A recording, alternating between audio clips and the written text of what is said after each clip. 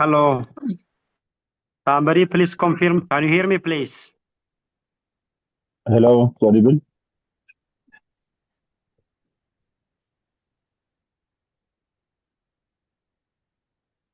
Okay, wonderful. So, good day, good evening, good morning, or good afternoon, everybody all over the world, from where you are. This is Haila Mariam, the chairperson of the TORG-IRB, representing the TORG Global for today's our Congress.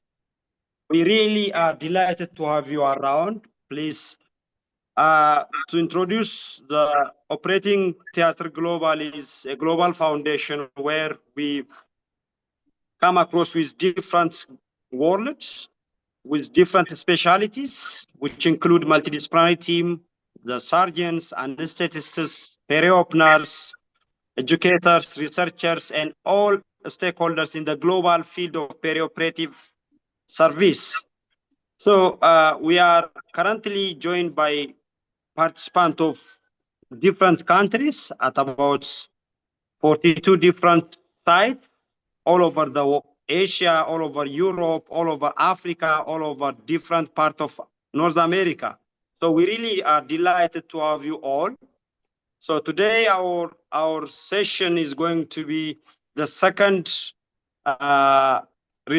Global Research Ethics Congress, where we are going to have productive discussions, where we are going to have insight from our experts. And also this is a place where we are going to engage ourselves in the question and answer part.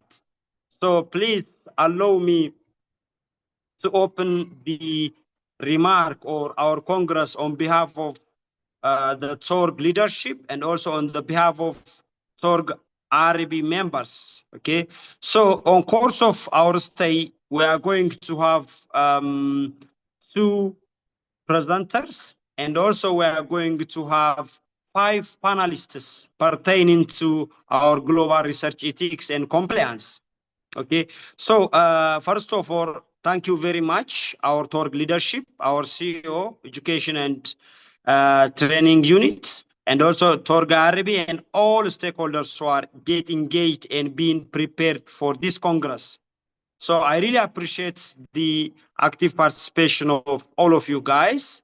And during our question and answer part, please feel free to drop down your questions, your feedbacks, your insight in the chat box.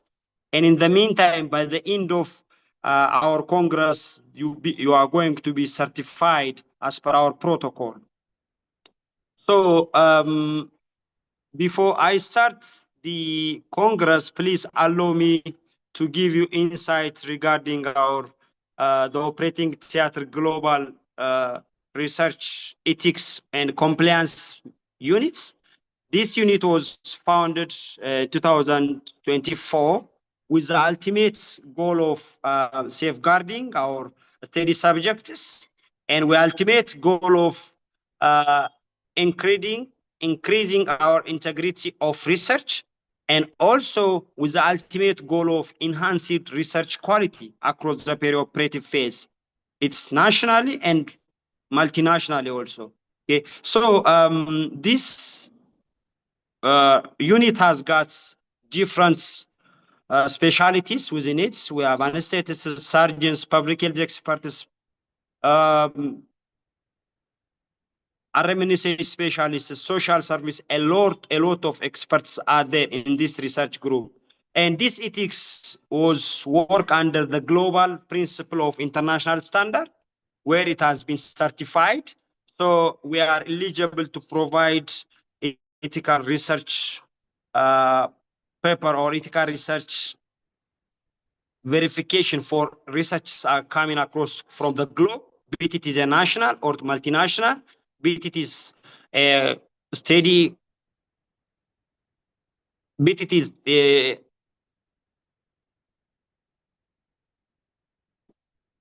hello, can you hear me, please? I have small network issue. Yes, Yeah. yes, proceed. Yeah, across different steady design, okay? All right, that's nice. So today, as we set our agenda, as I said, we have 2 speakers with different research insights, and also we are going to have 5 panelists, which we are going to have, definitely we are going to have a productive discussion. So please allow me to start the session with the first, our speaker, who is Dr. Kevin Miko, who is a secretary of meeting documentation at TORG-IRB. Okay, so Dr. Miko is a physician who earned his Bachelor of Science in Psychology and Doctor of Medicine from University of Santa Fe Thomas, and currently pursuing his MPH from University of Hong Kong.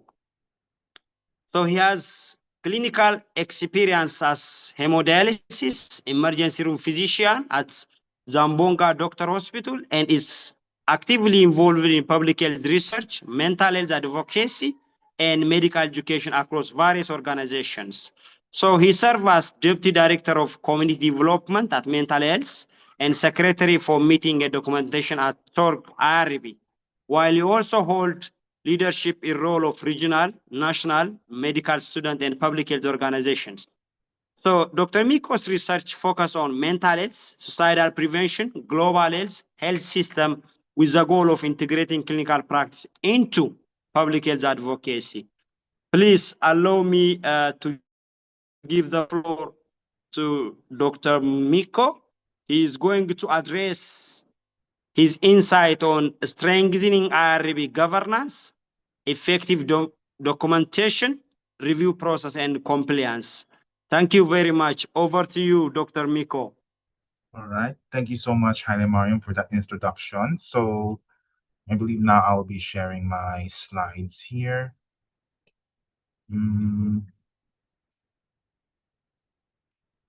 Yeah. I believe, can everyone see my slides here? Is this all clear?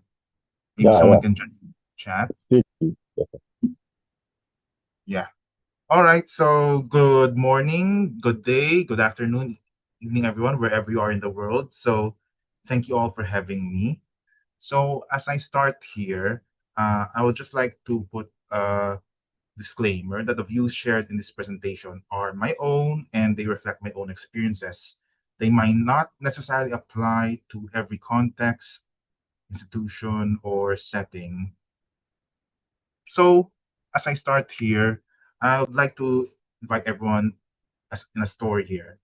So just imagine yourself, whatever your role is, wherever you work, at some point in time, you may have had an idea for a study. Maybe it came from something you saw in the clinic, maybe from a question that no one had answered yet. Either way, you sat down and wanted to do something about it. And then you looked at some blank form in front of you and thought, where do I even start? That feeling right there is where this topic begins. It's not about policies, not with frameworks, not about rules. It's just that moment, sitting at the desk, a pen in hand, maybe your computer right in front of you, not knowing what comes next. So, does that sound familiar for everyone? So, I'm not here to present this in some type of formal lecture. I'm here to walk through everyone on what actually happens when someone tries to start a study. So, and it comes down to these three moments that every study goes through: documentation, review, and compliance. These are just the three things that turn a good idea into research that actually matters. And if any one of them is missing, then that idea just stays that, just an idea. So you try to submit your study. That's just the first door right in front of you. And behind it is just a pile of requirements that no one even warned you about: consent form, protocol, data management plan, another explanation, and no idea on what goes where. You just want to do the right thing. You're not cutting corners. You don't know the steps yet. And it's just only getting started there. It only becomes more confusing from there. You find a template, then someone sends you another one. Which version of the protocol is the latest one? What consent form matches the latest amendment? Without proper documentation and version control, no one knows, not even you. At some point, may even gotten lost throughout the process. So, ethics, protocol, data, all these doors. No idea on what to open first. And at this point, you're not just confused because you're doing something wrong. You're confused because no one knows what, or has even shown you what is the right order yet. And it is this reason why good governance is designed to solve. So, what is IRB governance? If you have ever submitted a study, reviewed a study, or waited for an approval for a study, you may have already encountered IRB governance. You may not just have called it that or just aware of it at some point. So you just, let's say, look at this board here and think, who built all these steps? That is governance. Someone designed the path. You will not have to figure it out alone. This is the system behind the system. The reason your study can be trusted, reviewed, and eventually used by the people it was meant to help. So nobody likes to sit down and just write some random data management plan Most people just have not been shown what the ideal one looks like. So, something to think about. Where does the data go? Who can access it? What happens to it when the study ends? If that plan does not answer those questions, it's not even a plan yet. So it all comes down to these three things: a clear protocol with a version and a date, a consent process, not just a simple form, but a genuine moment of understanding between the researcher and the participant. And of course, a data plan with actual answers. The one thing that is worth noting here is the data plan. Something like saying the data will be kept safe and just that. But of course, we're going to need more details there. Safe how? Stored where? Online or some way in paper documents? And who has access to it? Those are the burning questions. The Declaration of Helsinki talks about protecting participants. The Belmont Report talks about respect, beneficence, and justice. So what does that look like in practice? It's just these slide here. I just gave the simplified, abridged version of it. So why does it matter? Because at the end of the day, this study's not just for some paperwork or just a requirement or just to score another publication or from random funding. You started it because you may want to help someone to benefit from here. And the documentation, the review, or the compliance is missing, that help never reaches them. So, having experience in the emergency department, this I can tell you. Before anyone even gets treated in the first place, someone has to assess the situation first. That itself is triage. And of course, an IRB review works the same way. It's not just about blocking the study or just making it more difficult. It is asking the right questions before it moves forward. What are the risks? Who is protected? What happens if anything goes wrong? This is not meant to be confrontational questions. These are just the questions that make your study safer, stronger, and even more credible. The person who may be reading your protocol is not there to just make it more challenging for you. They're there because they want your study to hold up. But what happens when the feedback comes more than once? So multiple rounds of feedback, they're not really delays per se. They're a series of reviews, approvals, and quality checks. Each one handled by a different person for a different reason, whether it can be their area of expertise or anything similar. Think of it like just waiting for your grades, in let's say in school or in the university. It's not just one person marking your results. It is a series, a process, a chain. Let's say the professor marks it, then perhaps their boss also marks it, then the department marks it, then the board eventually approves it, then it reaches you. Of course, that depends on where you are. This may look different on the context, but the idea and the bottom line here is just the same. It passes through more than one set of hands, and that set of hands is there for a different reason. So, how to make it work? You see a checklist and think, that is a lot. But you do not take all of it all at once. You do it as you go. Compliance is not some final exam or some grand test. It's attendance. And this is the door that people forget to open. Not just because it's doesn't really matter, but because no one really is aware much of is it really there in the first place. So you finish the study. The results were strong. Congratulations. You try to submit it for publication. Then someone asks, where's the ethics approval number? When was the last amendment filed? The answers exist somewhere, but they are not documented. And without that trail, that kind of work cannot move forward.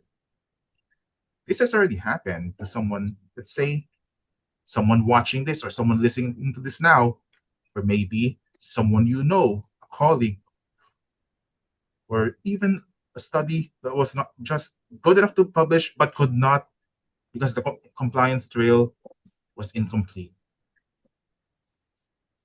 So compliance system comes down to these three things. First, you track your dates, report the changes before you make them, and keep a record that tells the whole story of your study, from protocol to publication. The one that matters most is the last one here. Keep the one that keeps a record that tells the whole story. And throughout this presentation, you may have noticed the way how it's structured, from all the stick figures, all the what seems like the doors, the journey, the cartoon animations. It seems unconventional, but it was by design. Because compliance is not just about some single document, it is about the full record, telling the whole story of your study from start to finish. That is exactly what this presentation is doing the entire time. So a compliance system does not need to be complicated. It just needs to be consistent. So with this, whether you're just starting out, somewhere in the middle of your career, or decades on your work, that moment is the same. The moment your work lands, the sign here does not just say approved. It could be your ethics clearance, your IRB approval, let's say your first publication, a grant funding. The moment your research actually reaches someone who needed it, and the people around you helped it get there. This is every milestone your research can reach. And the system behind it is strong enough to carry it there. So if you are watching this and have a study idea waiting to be realized and become reality, this is for you. And with that, I thank you. Back to you, Han. Thank you very much, Dr. Kevin, for addressing the very important insight of the global research ethics and compliance with respect to the global framework. I do appreciate that. Thank you very much. So with all due respect of Dr. Kevin, I'm going to take you to our second speaker, Mr. Siraj Ahmed Ali. Mr. Siraj Ahmed Ali going to take us to the second speaking point of ethical challenge in multinational and resource limiting setting. So Mr. Siraj is a senior anesthetist, lecturer, researcher with over 30 years of experience in anesthesia, education, clinical service, and community service also. He is currently serves as a lecturer of anesthesia at Dila University, and in the meantime, he is a PhD fellow from Gondar University. He has held a key leadership, including clinical service coordinator, department head, and CD office lead. Siraj is actively contributing to professional bodies of the international and national leadership, being a president of Ethiopian Anesthetists Association, and in the meantime, he's a board member of Professional Association Alliance. Alongside his role, national and international, he engaged in curriculum development, clinical protocol design, and capacity building training. With his experience in research, ethics, national and international level, he delivers expertise on ethics challenge in multinational and resource limiting setting. Mr. Siraj, with all protocol observed, please, over to you. Thank you. Thank you, Mr. Ailamaran, for your nice introduction.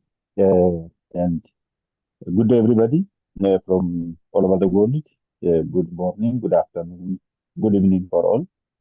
I will have a few speech on ethical challenges in research, on especially multinational studies and studies in resource limited settings.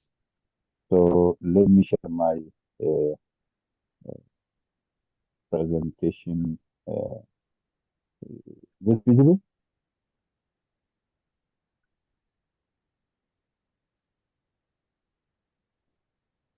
So, is this visible? Okay, Yes. so, Yes. Proceed. Yes, it's clear thank and visible, please. within coming few minutes, I will try to discuss a few issues on ethical challenges in international and resource limited settings. So few points to be discussed are ethics in multinational studies and challenges of studies in multinational resource limited setting, and what should be in the future regarding studies that has been full of challenges, coming with limitations and navigation of circumstances with uh, that hinders researchers to be visible globally. So, as we know, research ethics actually is a framework to ensure investigators to protect study participants, maintaining scientific integrity and respect of public trust. Because if somebody has a study conducted with few integrity mishaps with the subjects and questioned, then future study will be under question. So researchers should balance universal ethical standards with local cultural norms, even though there may be plan to conduct studies with collaboration for in multiple country studies. So there should be a protection of vulnerable populations, and there should be an insurance or confirmation of the studies that conducted in anywhere should benefit the host community primarily, because the primary study community should have a primary benefit of the study outcome.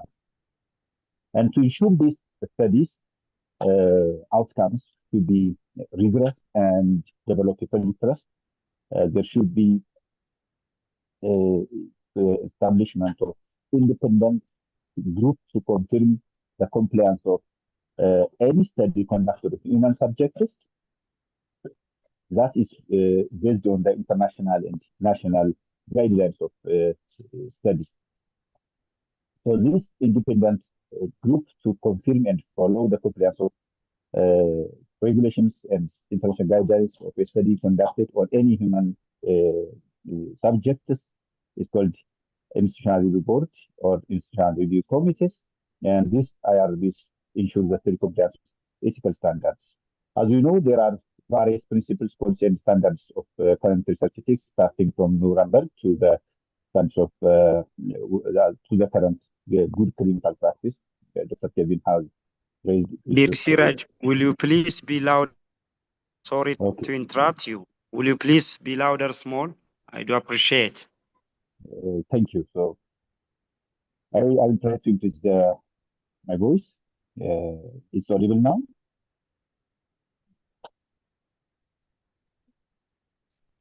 Okay. So when we see the ethics in multinational studies, that means the studies involving study subjects from various countries and various nations. This research studies needs vital for addressing global issues, especially contexts from various countries, various nations, and also settings. So they are very crucial for designing international policies and even the clinical trials on human body, and they are very crucial.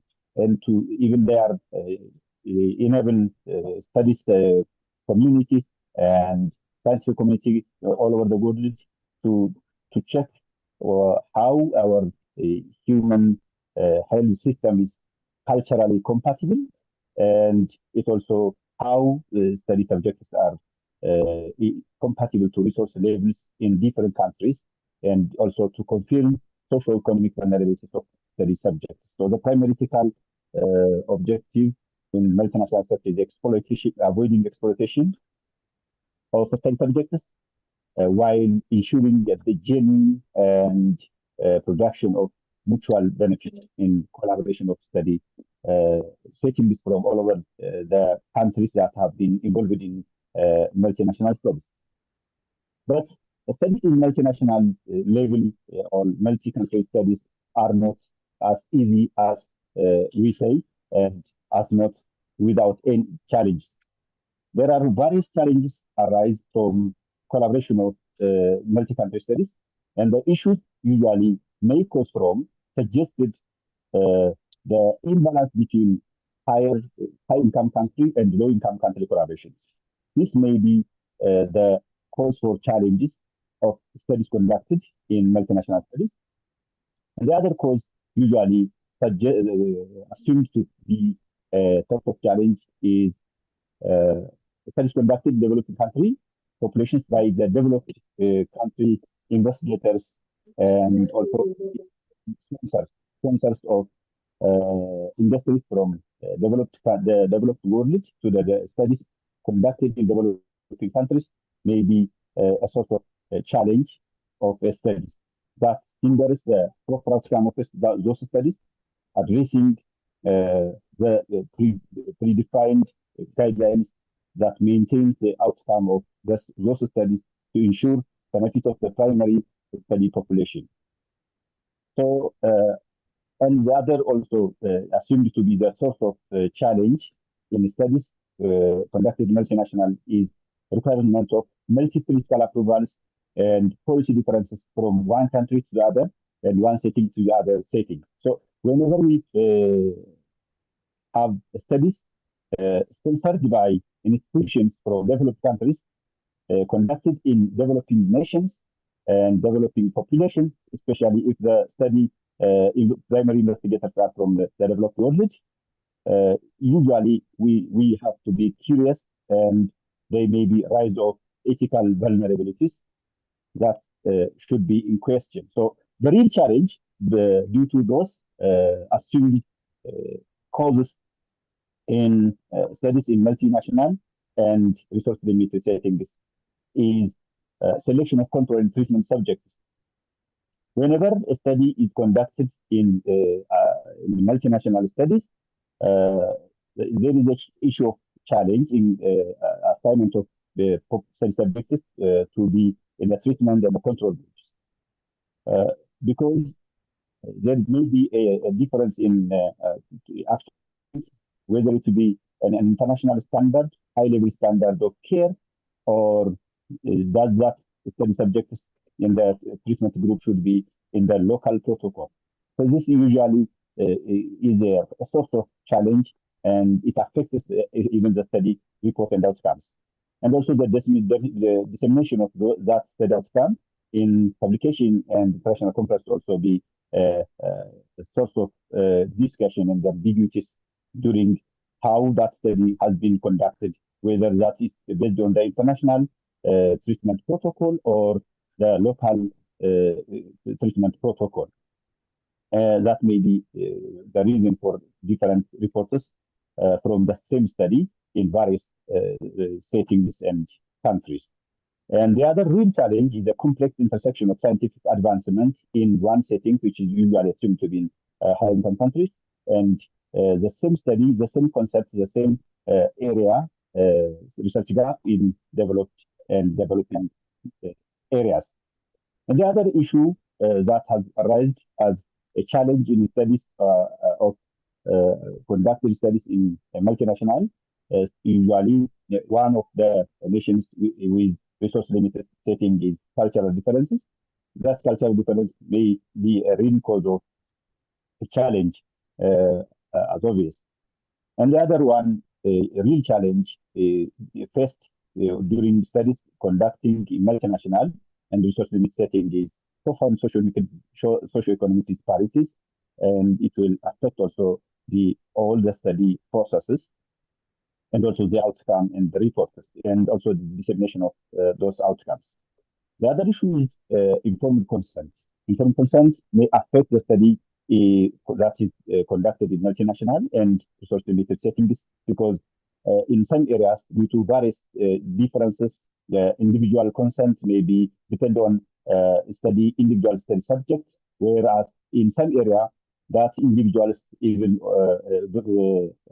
voluntarism, may be affected by the community leaders and the group leaders also. So if you want to take a consent from an individual to be included in a study, there may be an area where the group leader is responsible, and we also need to approve the individual's voluntarism to be included in a study conducted in the area. And also the studies need to be a real challenge whenever we plan longitudinal studies starting from now and continue to be the future. For example, aging and cognitive studies in Alzheimer and the likes. Maybe the concept may be taken today, and the study will continue for years, and the study subjects have no more competent enough after the year and 2 years, and this is a real challenge that the result of that subject or that individual after years where they have been no more competent to get real individual consent is workable or not. And the other one is double standards of care is a real challenge. In some study settings, there is a high standard of care where patients get internationally accredited, internationally agreed cares, where in other settings, the local protocols are not as much standardized in the area where other cell subjects have been getting treatment. So this is a real challenge. And the other is after study benefits. After study benefits may be a real challenge. Study concluded in the area, primary assumed to benefit the study subjects in the primary study population, but community exploitation at the end of the trial or study benefits after the end of study is also a real challenge. Generally, we can summarize the challenges in two issues. The first thing is power and resource imbalance between high-income countries and low-income countries. This is assumed to be a reason and a source of the challenges in studies conducted in multinationals and resource-limited settings, from whether they are sponsored or supported from the industries in high-income countries, and whether the primary investigators are from developed countries. And the other important and real challenge assumed to be the source of difference and challenges is research ethics committees, guidelines, and rules differences. For example, if we conduct a study in the primary healthcare setting, and the IRB is from the tertiary care, where we have, for example, the university hospitals, and the university has a IRB, and the study is getting ethical clearance from the university hospital, but the real study, the primary study area is the rural area. So the district level health administration may have different views and different aspects when we compare with our ethical clearance from the tertiary cares. So this may affect our study, even the outcomes of the study. So saying this, there are various challenges arise from various reasons when we plan collaborative researches from high level, high income and low income countries, also between low income countries and low income countries. So we need to find out solutions and suggest way forward. This the very beginning, there should be careful planning of collaborative research, where we plan to study and aggregate the research guideline differences and the likes. And there is also a need to have a strong IRB, where it's the study, the IRB ensures safety of study subjects and ensures the researchers' compliance with international and national research guidelines, and also ensure the safety and primary benefit of the population where the study is conducted. So the end of study benefits should be well stated, as the proposal level or in the protocol and well stated it, then it should be also followed strictly, assessed, evaluated by the IRB, where the study is getting ethical clearance to be conducted. And the other issue is alignment of guidelines before the start of the study and transparency of the process all over the study period. Thank you, everybody. This is what I have for our session. Thank you, Mr. Chekman and the audiences. Thank you, Mr. Siraj, coming across with this multi-casual and complex challenges we are facing as a multinational and also low resource limiting setting area of conducting research as a research ethics. We do really appreciate with that insight, and lately, I hope the participant will come across with questions, feedback, and additional point also. Let me put that assignment for our participants, okay? So, as you all know, the Lancet's Global Commission stated that 5 billion people are lacking surgery.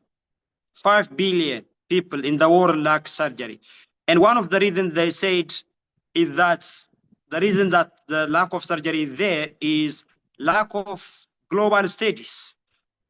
For that lack of global studies, they say research retraction and low research ethics was a contributing factor, okay? So that is why I think the Operating Global was formed. Now currently operating in 110 countries. It has about 260,000 members and have more than 42 type of cadres and specialties all across the world. So we really do appreciate the insights, and I hope I'm here to take you to our panelists, appreciating all our speakers, Dr. Kevin and Mr. Siraj. We really appreciate your insight, point, and discussion. And lately, I think we are going to come with question and answers. So please allow me to take you through our panelists. We have 6 panelists for the next session, which they are more interested in ethics governance in the global research, multinational research oversight and collaboration. We are going to see also protection of vulnerable populations, and we can see how data confidentiality will be maintained. And lately, we are going to address the point of practical challenge we are facing. Please allow me our panelists, Dr. Abid Ashraf, Assistant Professor Dammaka Ilika, Dr. Nagat Amsalu, Mr. Amara Ballet, and Mr. Masfan Abbaba. Please allow me also to go one by one so that I can come across with their bio of their respected areas. So our first panelist is going to be Dr. Abid Ashraf. Dr. Abid Ashraf is specialist general surgeon and chairperson of surgical division at Gulf Asian Medical Center of Saudi Arabia, with extensive experience in clinical practice, surgical leadership, and he is a member of Royal College of Surgeons at Edinburgh, and reflecting his commitment of professional excellence and high standard. He is actively contributed to surgical education, educational committee member of Upper GI Surgical Society, and supporting training best practice in gastrointestinal surgery. He is also served as member of the Operating Room Global Institution as a member. So, Mr. Dr. Ashraf, will you please, if you are going to hear us, we want to see your video to be in front. Hello. Nice to see you, Dr. Abid Ashraf. Thank you so much. Thank you for the kind words. I guess I'm pretty audible. Yes, sure. You are pretty audible, please. So, Dr. Abid, the question for you is that from clinical and patient patient care perspective, what do you consider to be the most important ethical consideration research must prioritize, especially when it's conducting surgical or perioperative studies? And also considering most of the studies are conducted in lower resource setting. Over to you. Thank you so much. First of all, thanks for the illuminating talks we just listened to. And I would like to make few points, particularly with regards to the ethical governance. And, when we talk about low resource settings. So in surgical research, particularly, it's pretty much easy to get caught up in the paperwork, like filling out consent forms and other things. But out there in the real world, and especially when it comes to operating on patients, doing surgeries on patients, ethical governance is an active clinical safety net that protects our patients. When you look at low resource settings, the absolute priority has to be how we actually handle informed consent and respect for patient autonomy. And to be honest, we have to understand the difference in power dynamics over here. In a lot of these underprivileged communities where, access to quality medical care is still a challenge, patients face massive structural vulnerabilities. And often those might be, in the form of limited medical literacy, or there are instances where in such communities people see the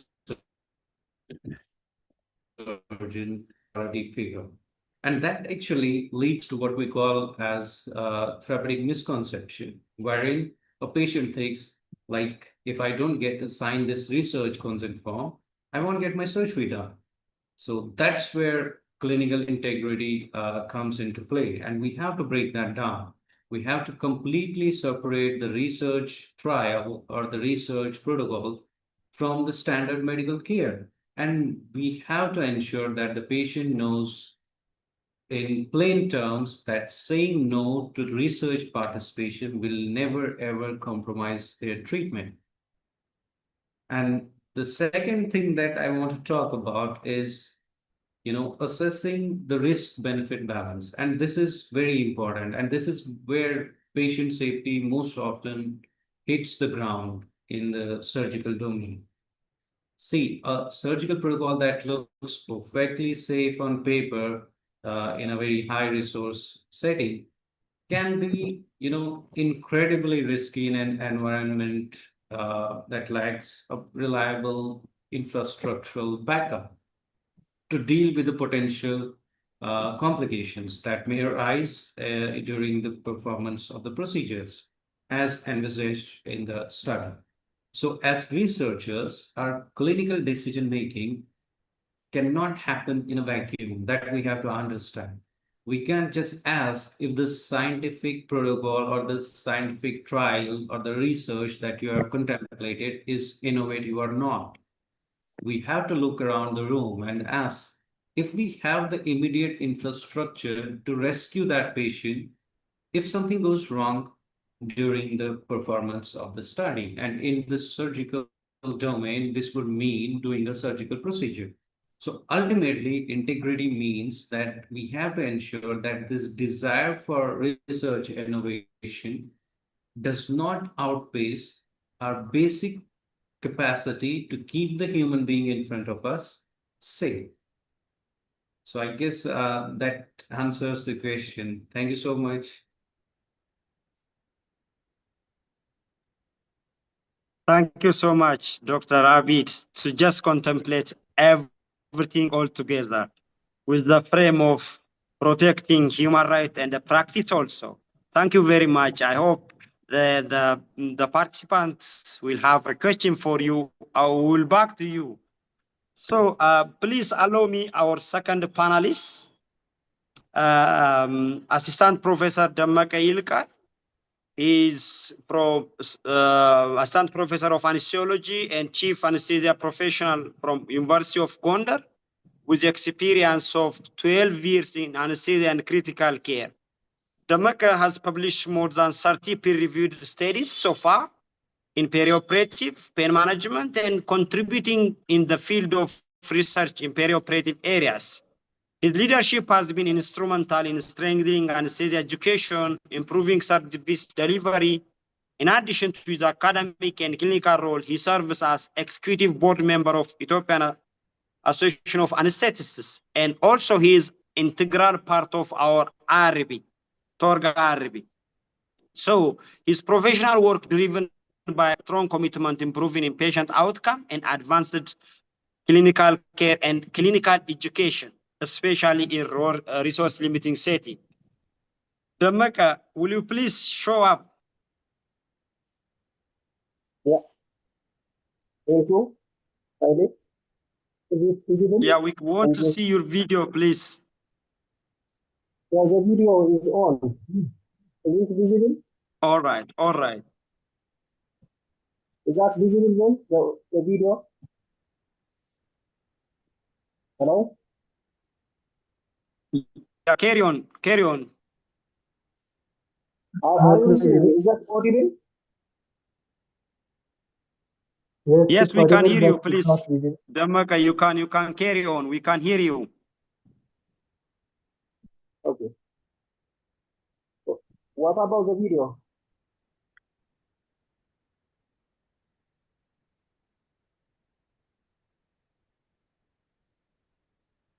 Hello?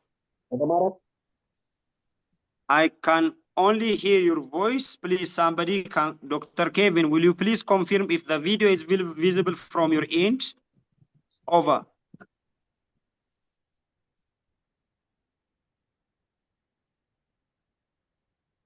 No, I don't see anything.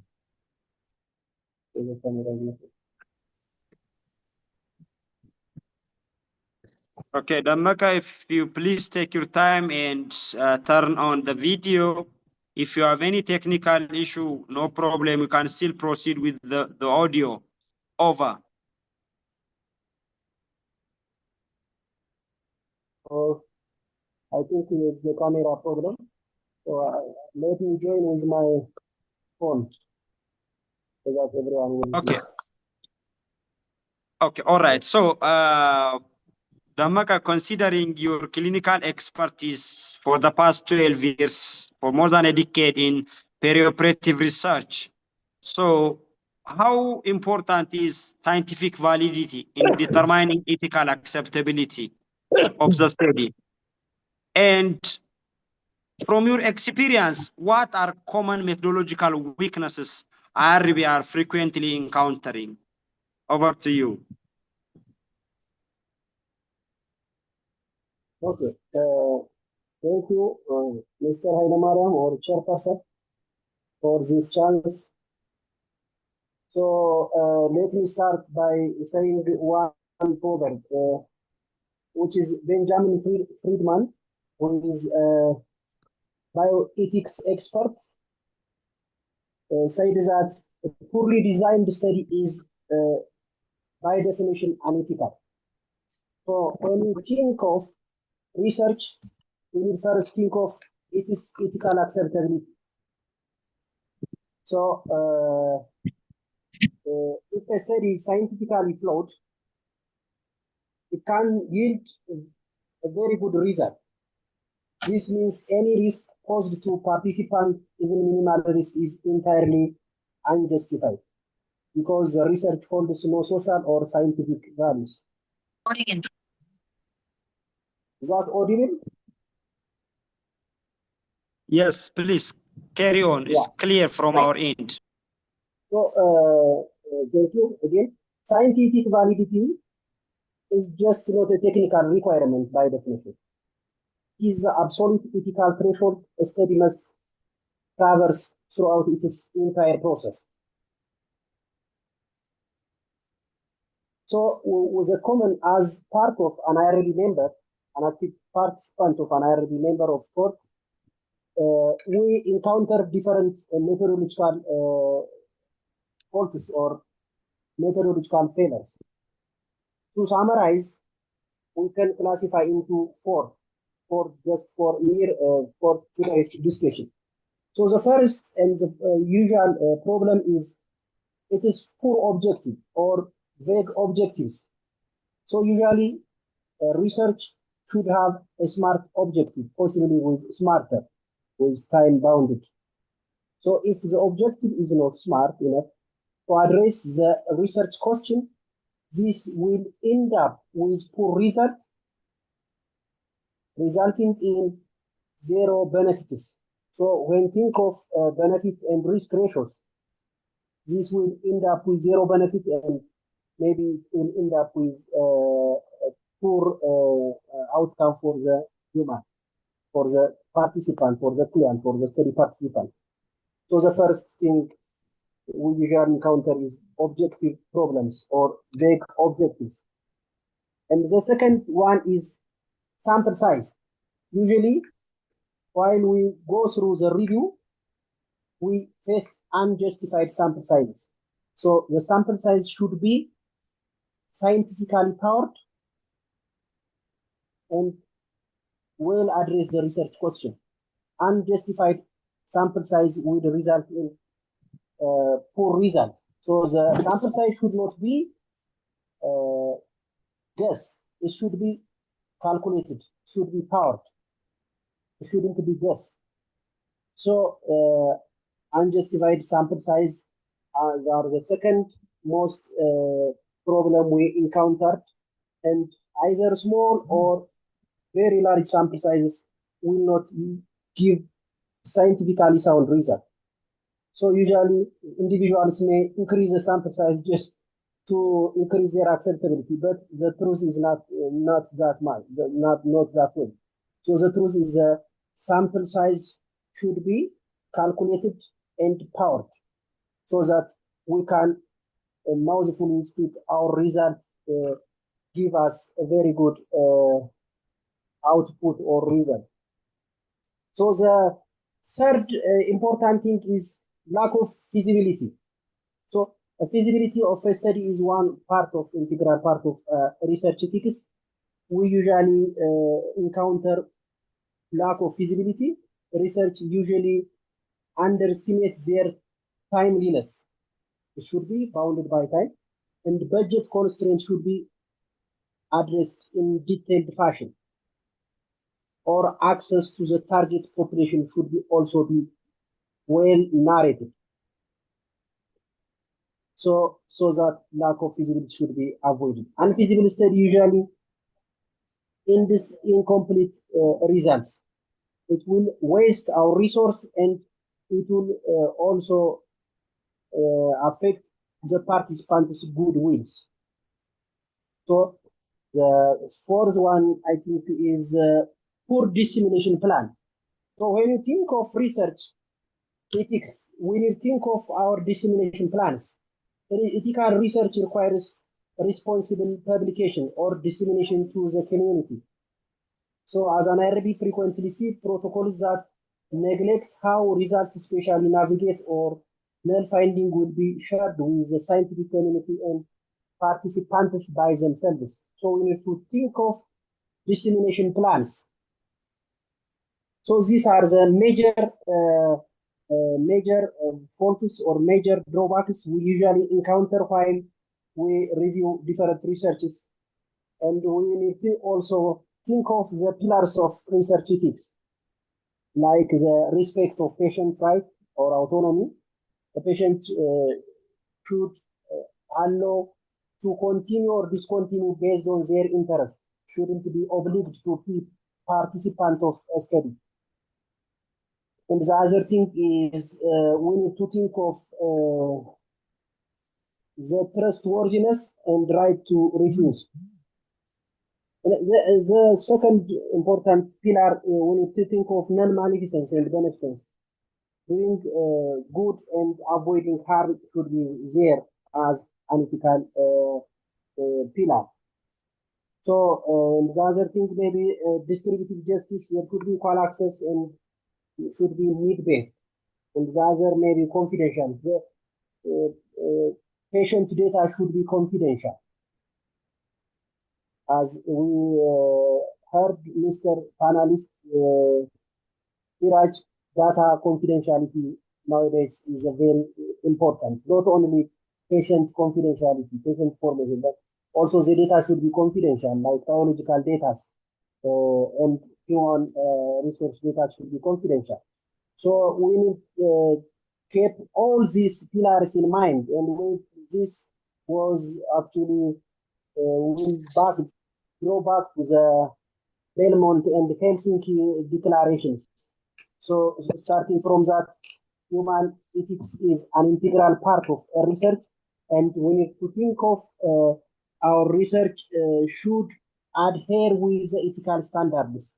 Otherwise, if it has a poorly defined study, it will end up with poor ethics, poor dissemination plan, poor objective, and poor overall outcomes. So this is what I can say with my end. Thank you, Mr. Hailamaram, and back to you. Thank you, Damaka, for your contextual and semantic presentation of this methodological challenge where most of the researchers are missing while going for research ethics. We really do appreciate that. And we really do believe that this will be a great insight also for our emerging researchers, early career researchers, and so on. Thank you very much. For interest of time, I am going to our third panelist of the day, Dr. Negat Addis. Dr. Negat Addis is Assistant Professor of Obstetrics and Gynecology Oncology from Gondar University, Ethiopia. He works focus on improving maternal care quality, perioperative patient safety, and evidence-based gynecological oncology care. He has key leadership role in chief resident and chief of surgery during his specialty and subspecialty training. Currently, he serves as head of gynecology oncology division and active member of multidisciplinary tumor board member. And Dr. Negat is a researcher with more than 40 scientific publications, including primary study and collaborative research. His research includes gynecology, cancer, reproductive health, surgical outcome, and preventive medicine. He remains an active and integral member of our TORG-IRB, okay? So, Dr. Negat, with all due respect, will you please show up with your video so that we can come across with our questions from the board?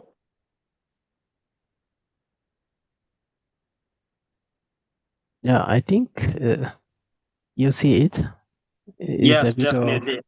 yeah. I can see you now. Nice to see you, Dr. Negat.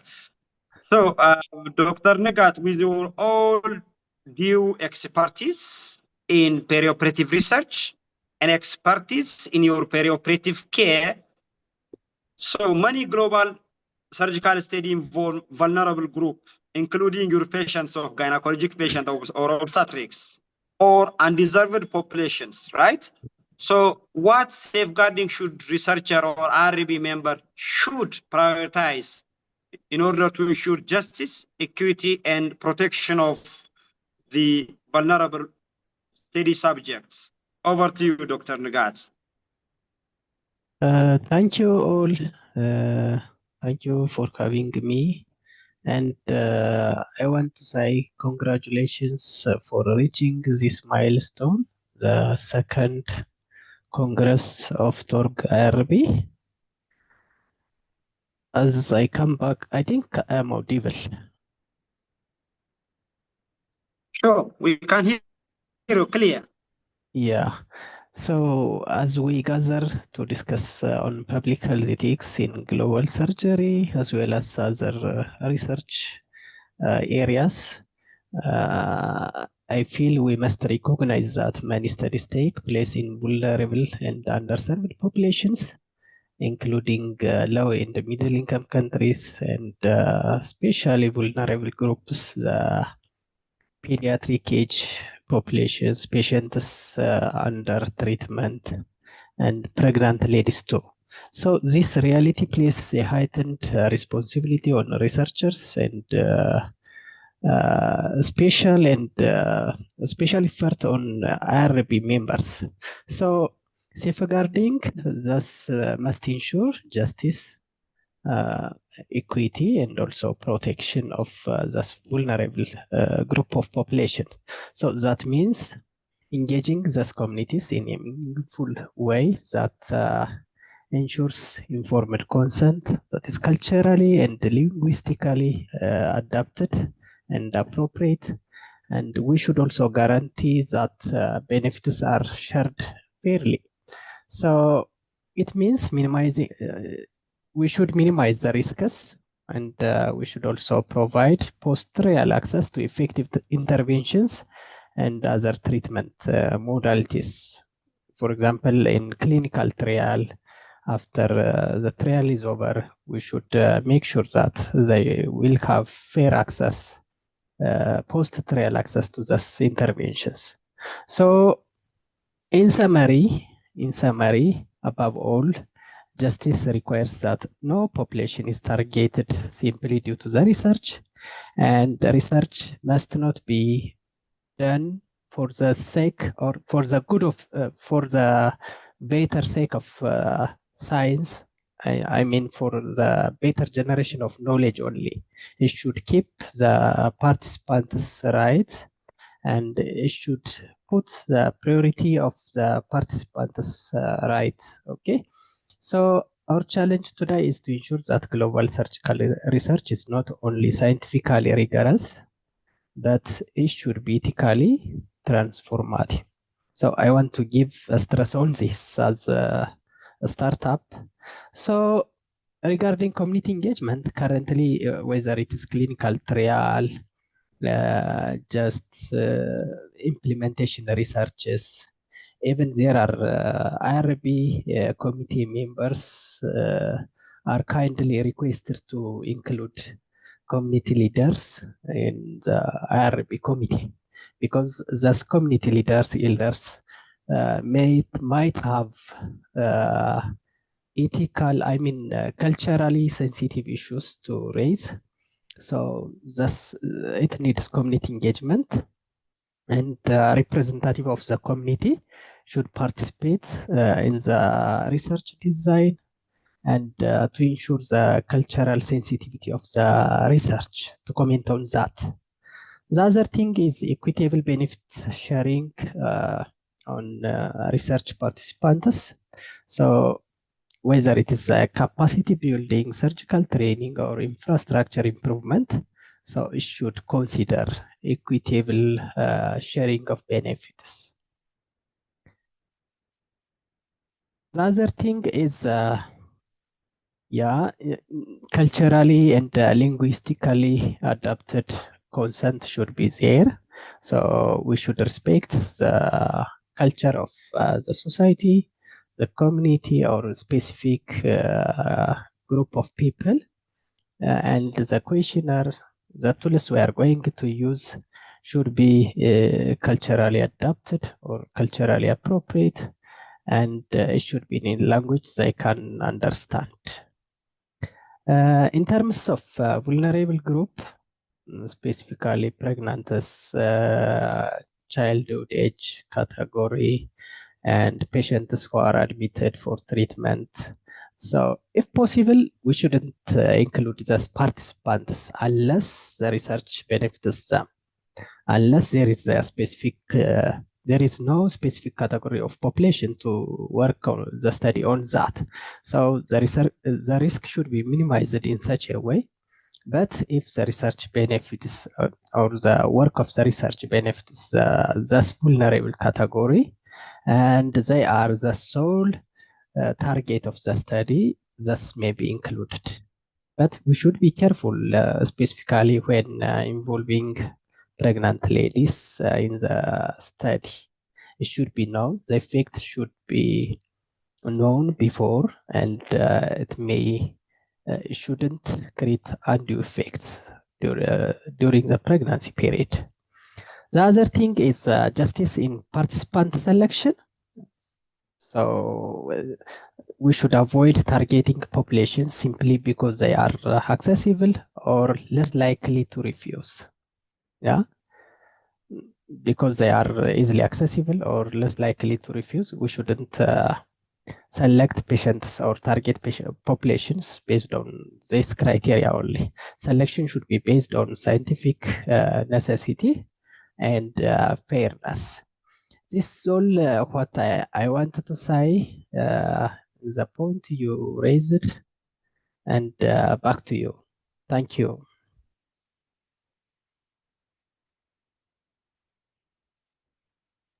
Thank you very much, Dr. Nagats, just to take us to the horizon of point where we need to be very careful of this vulnerable group, pregnant women, pediatric patients, disabled patient, inmate, and so on. We really appreciate that. And also this will be a very important insight for research ethics like TORG, because we are operating in multinational and multicultural areas. It's a collaborative research. It is a multinational research most of the time. So that will be a very important input in our drive to excellence of research ethics. Thank you very much. For time interest, I need to go to another panelist. We do appreciate, we will come with question and answer. Please allow me to go to our fourth panelist of the day. Our fourth panelist of the day is Amara Ballata. Amara Ballata is a lecturer, anesthetist, and clinical epidemiologist at University of Gondar, Ethiopia, with strong experience in clinical care teaching research, and also is actively integrate epidemiology approach into anesthesia practice and patient safety. He's engaged in academic instruction, mentoring, and advancing evidence-based practice within healthcare system. He also focused on quality improvement initiative, strengthening clinical service, and in addition to his academic activities, he's contributing to research activity and community participation. Amara is an active part of our TORG-IRB member, with being one of integral part of reviewing different researches across the globe. So, Amara, will you please show up so that we can communicate? Are you be able to see your video, please, Amara? Yes. Now on my camera. That's wonderful. We can clearly see you and hear. Nice to see you, Amara. Okay. Thank you, our chair, Mr. Haile, and thank you, TORG-IRB, for convening this important conversation. Good morning, good afternoon. Yes?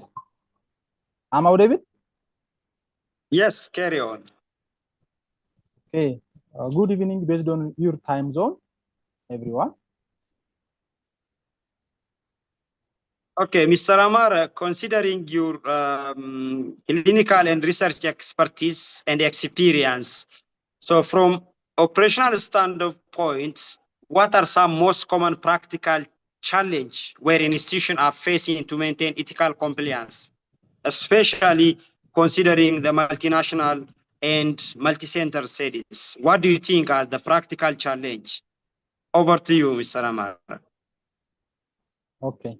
Thank you again, Mr. Haile. From the operational standpoint, translating ethical principle into practice is a real challenge. So the gap between approved IRB protocol and what actually happened during the research implementation is where the ethical risks emerge practically or in the real world. From my experience as a research team in different settings, I observed several practical challenges that institutions face repeatedly, not because the researcher lack a goodwill, but because our systems are designed for ethical approval rather than for implementation. To highlight some, first, monitoring gaps. Just IRB approved the protocol, the IRB approved protocol says different monitoring plan exists on paper, but when you see the site visits are infrequent or rare. In general, we are very good at reviewing the protocol before the research begins, but we are less good at knowing what happens after the enrollment starts. And if you see, so for example, informed consent taking process as example, in many research, it sees as commonly they see as a procedural formality or just a tick box exercise rather than taking away informed consent. In practice, or in the real world, the research assistant rushes through a consent form due to a patient volume or the participant volume or due to a pressure to meet the enrollment targets, and simply says sign here on the consent form. He says simply sign here, and even the translation is also poor, and the patient sign without understanding. And in this case, we violate the patient's autonomy by without taking an informed consent. Also, the paper says informed consent will be taken on the protocol, but when it comes to the practice, the signature will was obtained rather than informed consent. But this informed consent and signatures are two different things. They are not similar. When you see the second, documentation failure. As our first presenter, Dr. Cave, says, if you can't document it, we can't prove it. When you see many searches for case report forms are incomplete, consent forms are incomplete. So this documentation failure causes lack of data integrity and inability to verify the ethical compliance. For example, the paper says the adverse will be documented within 24 hours, blah, blah. However, in practice, they will document when they remember. And during that, they will lose different information due to lack of real-time documentation that will put the patients at risk, or this gap will put the participant at risk. And the third one is compliance.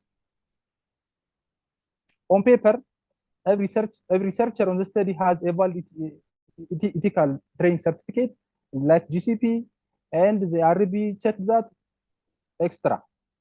However, when you see the practical, the practical or the real world, all staff know how to complete the training module rather than taking the courage to do ethically.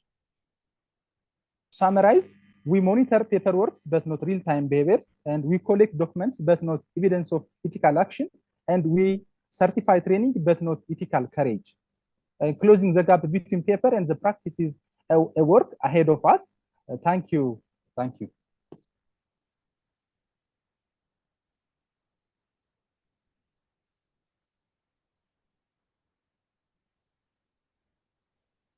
Thank you, Hailemarem. Thank you very much, Mr. Amara, for your insights in the common challenge we are facing, and also it's becoming a trend, also fully trained, where we are breaching the ethics and finally falsify our result. Thank you very much. For time interest, I have to go to our next panelists, and finally, I definitely sure that we'll have question and answer from the participant at the end of the session. So please allow me to go to our last but not least panelist, Mr. Masfin Ababa, who is a lecturer and researcher in Dila University. He is actively engaging in research, academic service, while he's also integral part of research ethics in the university he came from. His leadership experience include as research vice director and institutional review board member in multiple levels. He contributed to global scholarship as an associate editor of BMC Journal and also African Journal of Health Science. As academic editor for also PLOS ONE. Earlier in his career, he worked as a general midwife professional, but currently he is a lecturer with more than 70 peer-reviewed publications at the global stage, and also significantly helping our IRB team as a reviewer and standout member. So, Mr. Masfin, if you please be able to share your video so that we can differentiate who is Mr. Masfin.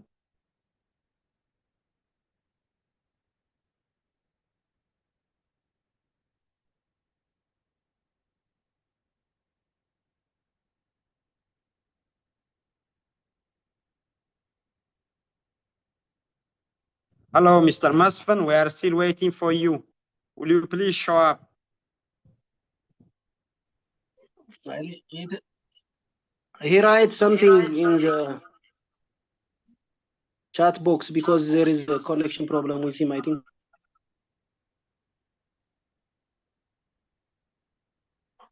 Hello, Mariam. Yeah, I couldn't get any response from Mr. Masfan so far. You write something.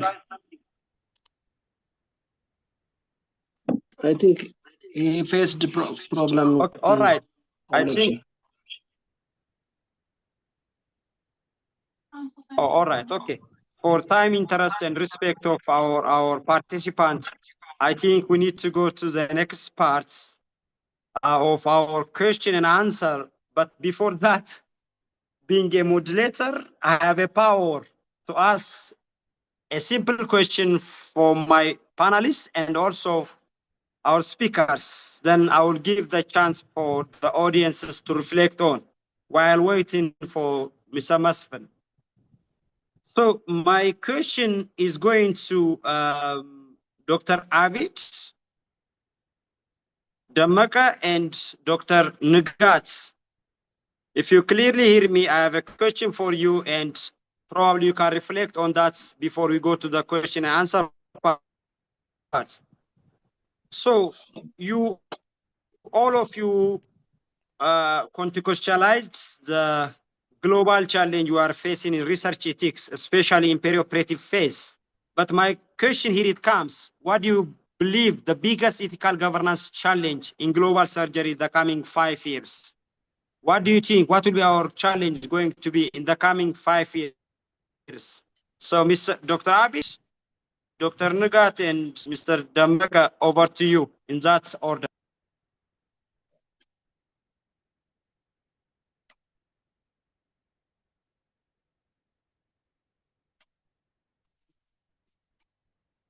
Thank you so much for bringing it up. I think it's a very relevant question and something I just wanted to touch on. So, the thing is, I think we now are living in those times where we are actually pushed for rapid innovation. And, this race for quick data and meeting the publishing deadlines. I think the biggest challenge is going to be this push for AI integration and development of newer techniques, be it like robotic surgery in our domain. So the thing is, like, if the concern is that we always have to look at, for the research to be ethical, we have to look at the local feasibility and long-term benefits. It doesn't make sense if an outside team wants to test a brand new surgical technique, let's, for example, take robotic surgery in low research setting, and they set up the equipment and then conduct the study. Now we have to, as clinicians and as IRB, we need to ask that can the local staff safely manage this technique tomorrow? And will this community actually have a proper access to this technology once the study is over? If they don't, then it's not going to be ethical research. Second, I just wanted to touch on this thing that as we are evolving, I think it's time to understand that I think I'm audible. I'm not able to listen. It's audible, Doctor. You can continue. Okay. Okay. Let me continue. Okay, the thing is that as IRB, it's time to just step up from a single check at the beginning of the study. What we resort to, we do an assessment, and then we just have to move from this rubber stamping to actual involvement in terms of like enforcing safety milestones and having a mechanism in place to look at the active complication rates as the study progresses.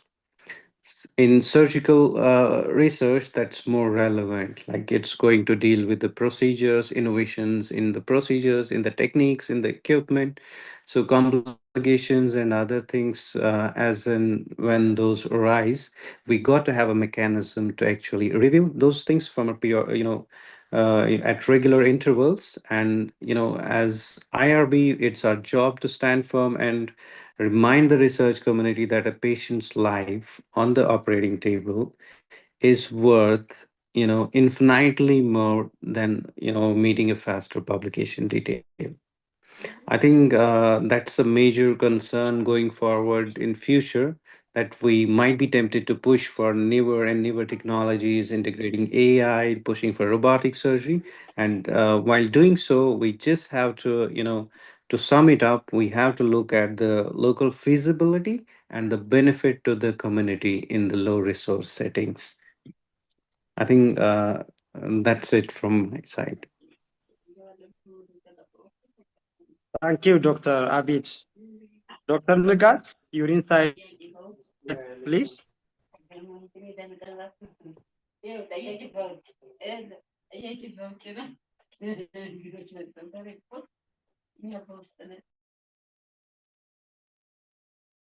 Thank you. Dr. Nagat.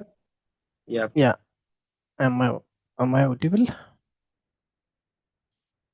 Yeah. Hello. So carry on. Yeah. I think the challenges may extend what just are existing now, and it may show still rising challenges. For example, if we take equity of access for the surgical innovations and cares over the globe, so there may be rising unmet surgical needs. So we may not address this issue, fair distribution of research benefits, specifically in surgical innovation, robotic surgery. We can take the simple thing, minimal invasive surgery, laparoscopic surgery. There are still setups which are underperforming in this issue. So equity of access to care is one issue. So the other thing is integration of AI-based trials studies. So the consent taking process may be complex. This still remains a challenge. And data and AI ethics, data sharing agreement in the place of or in the presence of AI, I mean the use of AI. So how could make it transparent, equitable data governance? Because the AI agents may be somewhere over the globe, and it may track or collect data everywhere. So this also raises equitable data governance problem. Okay, because it may be monitored centrally in China or somewhere over the globe. So I just mentioned as an example. The other thing, as I have said, benefit sharing, I already mentioned. Funding sustainability in areas of conflict or natural disaster.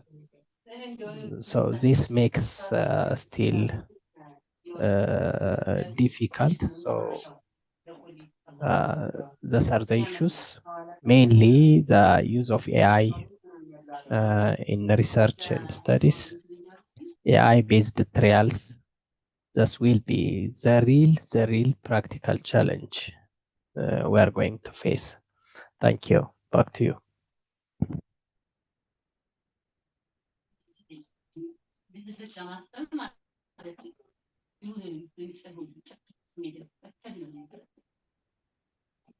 Back to you, Dr. Mr. Khailamare.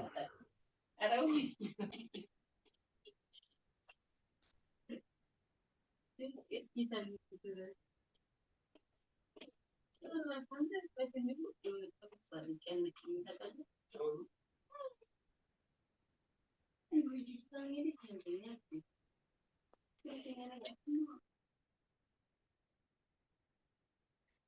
Kailamariam, it's back to you. You can unmute yourself and continue.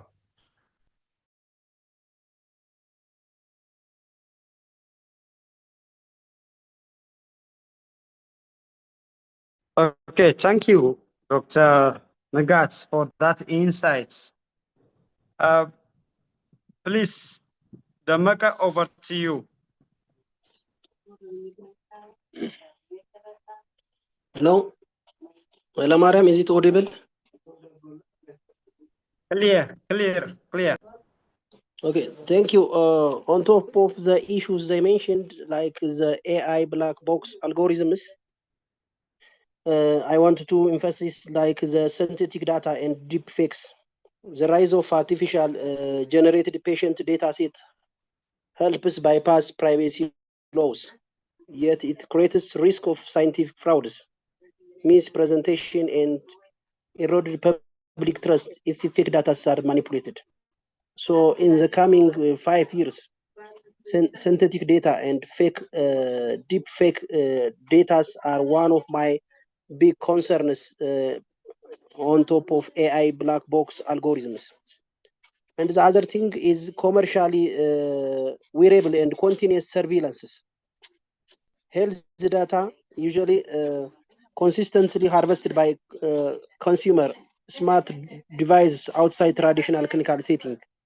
So this will bring a challenge for our research society and community. And the other one is decentralized trial risks. Moving clinical trial into participant homes via telemedicine improves diversity, but still complicates data security, and it compromises standardized environment. And the other thing maybe genomic explosion in developing nations, and also environmental impact of digital research will impact our research in the coming 5 years. So to address this challenge, as an IRB, we should shift from static to on-time approval model to a dynamic and continuous oversight models. This involves real-time data monitoring algorithm, auditing of biases, and adaptive consent models where participants can alter their data sharing preference at any time. It will be our IRB approach. So these are the pointers we need to address, other than they mentioned. Thank you. Back to you, Hailamariam. Thank you very much. We do appreciate that insight. That is another paradigm of insights from all of our speakers. So before I go to the participants, I want to nick out Mr. Siraj, Mr. Amara, and Dr. Kevin. That was the question that now we are transiting to the digital platform. We are in the era of AI. So I really want to know your insights. What are the contextual challenge and opportunities of integration of AI in global research ethics? Mr. Amar first, then followed by Mr. Siraj, and Dr. Kevin will be the last to bring his insight. Over to you. Thank you.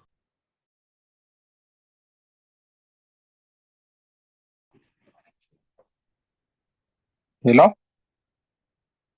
We can hear you clear. Okay, so one of the main challenge here, the AI in the future research will be, the ethical challenge will be, as mentioned previously by Mr. Dameka, the privacy issue is the main challenge, the privacy. As well as opportunity, we can see the AI as we can use AI assisted of the ethical protocols. We can use the AI algorithm to check the AI protocol just to assist I know we can't replace human judgment or assessment with artificial intelligence. However, it can assist. This is the main issue. Sorry. Okay, thank you, Mr. Amara. Mr. Siraj, over to you, please. Thank you all, and thank you for the moderator. I think AI integration in research is an inevitable approach in scientific world. It's not something that we can avoid it and we can push it out. Rather, we have to accommodate the environment and the guidelines and the approaches that how the integration of AI in research has to be the supportive of the real or the main objective of research. As we know, the main objective of research is to reveal the new approaches, new systems, new innovations with the systematic approach that simplifies our day-to-day activities, especially in health system research. Our objective is to simplify our health systems, patient care, and the like. So, ethics during AI needs to be managed in a careful way. As we know, AI is invented to help people their day-to-day activities, including our research. For example, in AI, in ethics, so AI may use to check whether our research protocols are and in its manner so that it's able to maintain patient safety and the like. So it's not something that we can avoid it, but it has to be regulated. It has to be with a proper guideline. So every institution, I think, wherever we go for the research in any patient subjects or patient groups, AI is not available. So we have to make it with proper guidelines. So we need to have a guideline in anywhere. That's what we have to do because we can't avoid. Thank you. Thank you, Mr. Siraj. Last but not least, Dr. Kevin, over to you. Yes, thank you, Halimar. This is a very interesting topic to bring up because it's very relevant to our, of course, our research world today. So the bottom line that I want to say is that, of course, AI opens a new exploration of different gray areas. And of course, the research landscape is already filled with different gray areas from, let's say, authorships or conflicts of interests. And AI is just another layer that makes it more complex. What I want to emphasize here is that I recall reading something like over the past few weeks is something about like how we prepare national research ecosystems for AI. I think it's from the International Science Council. It highlights there about like national AI strategies rarely include the science specific detail, especially on how it's integrated into scientific research. And the most important thing that I want to emphasize here, there's a lack of research specific governance frameworks within national AI strategies, and that is a critical gap. Because what I want to emphasize here is that, of course, regardless, the inevitable AI will be integrated in research. And of course, governance is not just saying, don't do this, don't do that. It's also about showing the way, of course, rather than just, let's say, in one direction. Because sooner or later, it all feel like AI is just going to feel like another calculator. All right. Yeah, that's it from me. Back to you, Haile Mariam.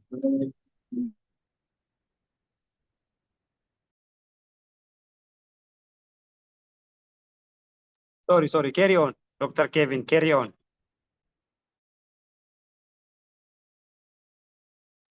Yeah.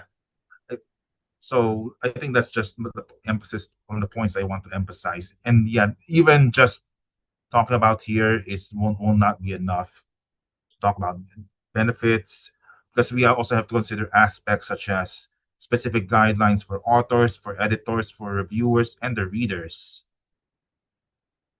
Like let's say for authors, can disclosure, ensure originality. For editors, of course, final decisions need to be human led. And of course, that introduces another kind of worm, such as, let's say, confidential manuscripts, sensitive data. Let's say if you upload, let's say, a confidential manuscript to some public AI tool, that's another thing to be concerned about. Then, of course, for reviewers, that's another same dimension as well, like confidential manuscripts. And of course, for readers, let's say the consumers of, let's say, research. Of course, there are also tools on AI like that usually just summarize, let's say, research. There's a thing that we need to consider if we need to take whatever that AI says wholesale, especially if when it comes to, let's say, multilingual translation, or at least simplify the insights. Because the trends, like if you have a whole bunch of papers to read, then you just want to summarize it to AI. And then at the end of the day, there's still some kind of verification, and there's still the humanity behind it. So yeah, I think we can really go on a deep dive in it, but that's what I want to say from my end for now. Thank you, Dr. Kevin, for that insight. And I think now we got Mr. Masfen online. I already introduced Masfen for the public, but unfortunate for us, he was not online. Mr. Masfen, can you hear us, please?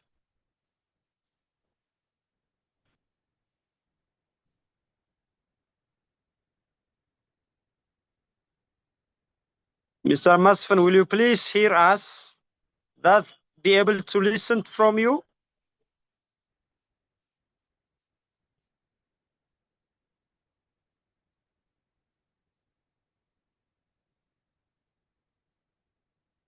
Okay, so I think for time, interest, and respect of our participant, we have to move on to the next session. Now our session is now, it's for the public. It is for our participants. If you have any questions, any clarity, any additional point, and any compliment regarding the discussion so far, the floor is really open for our participants. Actually, we were expecting you to drop your question in the chat box, but we couldn't see any here.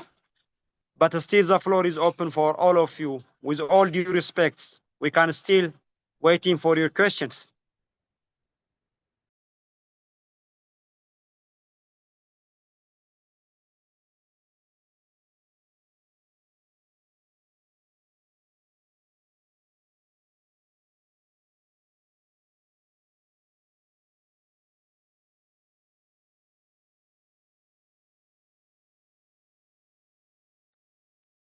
Okay, I think we have one question from the chat box from Feliberto Gracias from United Arab Emirates. It's privilege to have you. Gracias.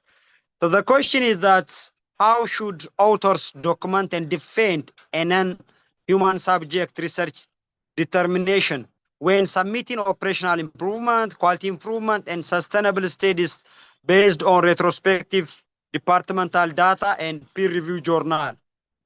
So I wish you're supposed to put a question from a name of the speaker or the panelist, but I can still rely on this question for Yeah, hello, Doc.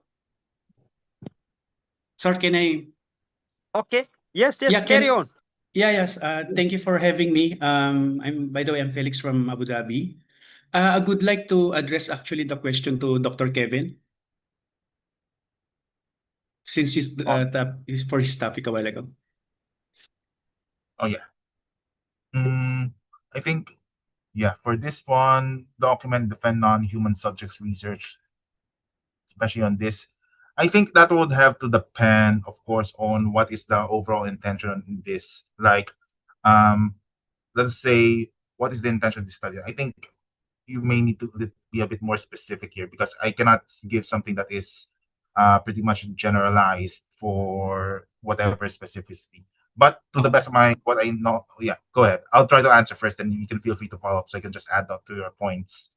Yes, thank you, Doc. By the way, my field of expertise and research, I'm currently connected as a CSSD professional, and I'm doing research on governance, sustainability, and those things. That's my current research interest. So normally, as a manager of the department, we have a lot of operational data that we are using. Since we are not directly handling patients, we are just supporting. So that's the question I ask, since how I can depend that one, since we're not doing human subjects. I submitted at least two proposal to our IRB, and I just telling them that actually we're not even doing a survey for our, since these are operational data, technical data. So that's what leading to my questions, Doc. Oh, all right, all right. I see, I see. I see where you're coming from. I think the most important thing here first that you need to consider is what is the nature of the data there. Of course, some data can just, let's say, be aggregated, or let's say it does it really deal with, at least in your industry, it's a name, let's say certain names or people.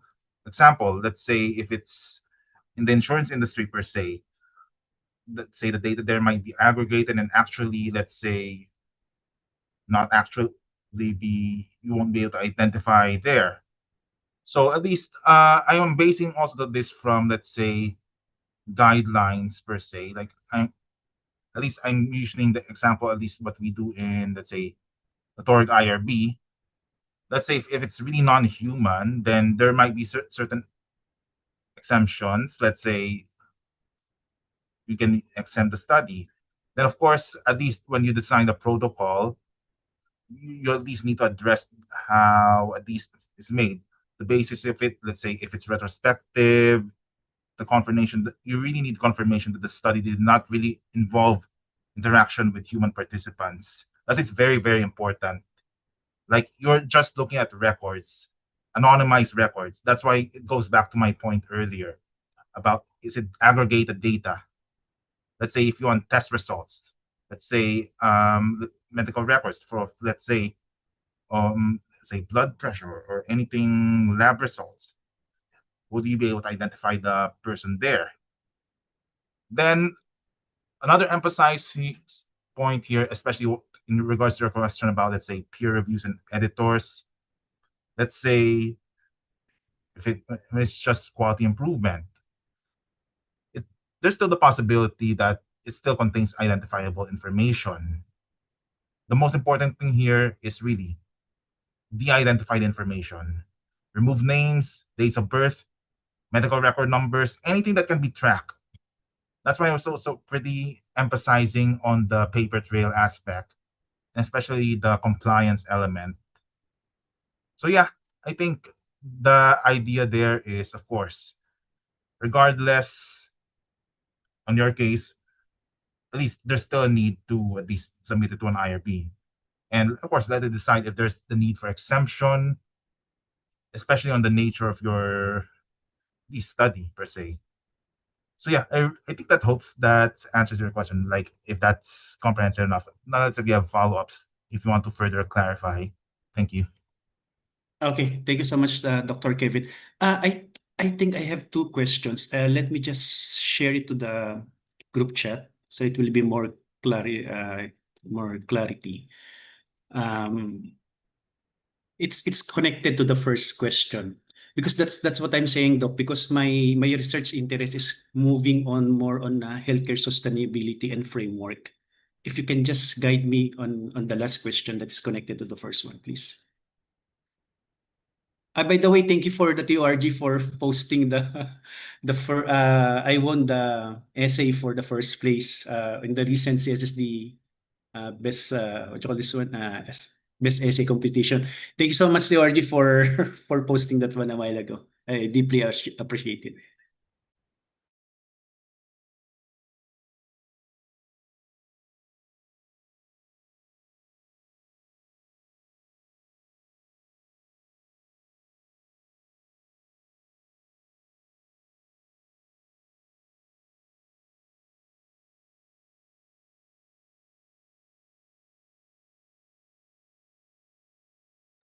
Okay, Dr. Gracias, thank you. Still, this question, Dr. Kevin and Dr. Abid, we want your reflection on this point, and also I will come back later. Dr. Abid, will you please go to the second question? Development question from Dr. Gracias.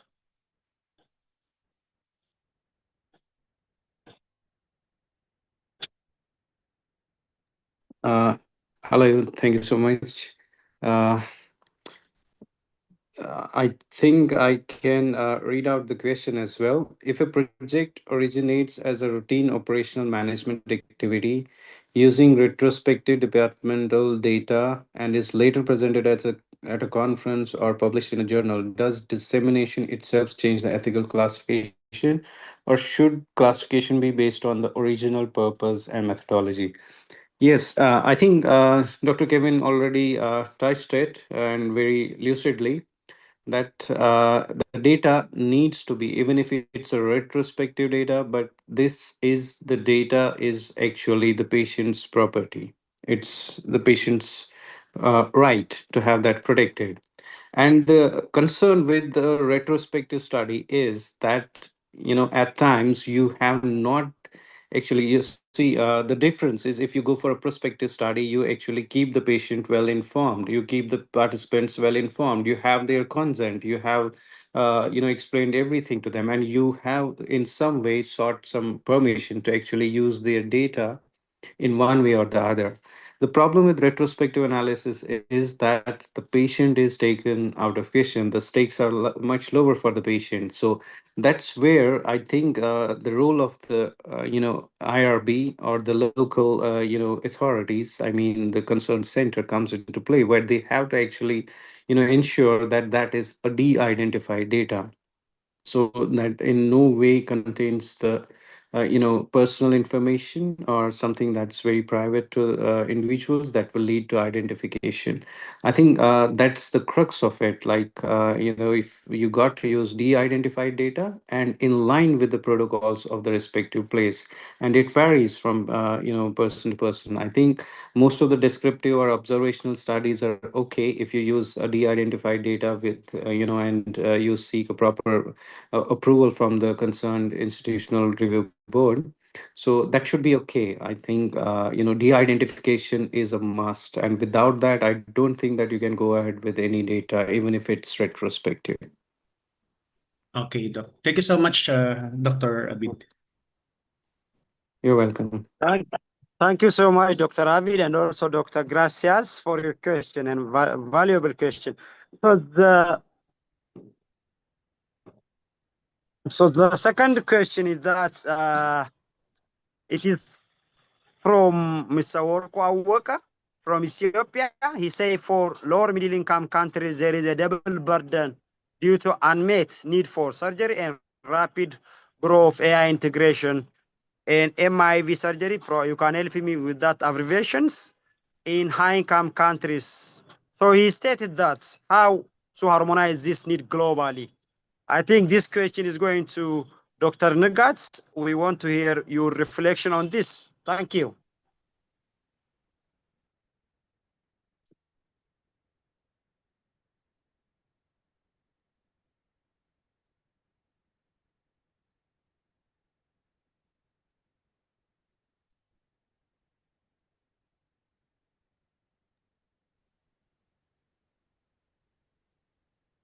Thank you. I think this is a valid question, and it cannot be answered with a single statement, but it needs stepped implementation to tackle this. I think MIV is to mean MIS, minimal invasive surgery. So regarding the unmet need, yeah, we health professionals, surgeons, perioperative care providers, we should advocate on international collaborations to improve the surgical care. And as mentioned from the introduction, there is a huge number of global population with in need of surgery, but still with unmet need.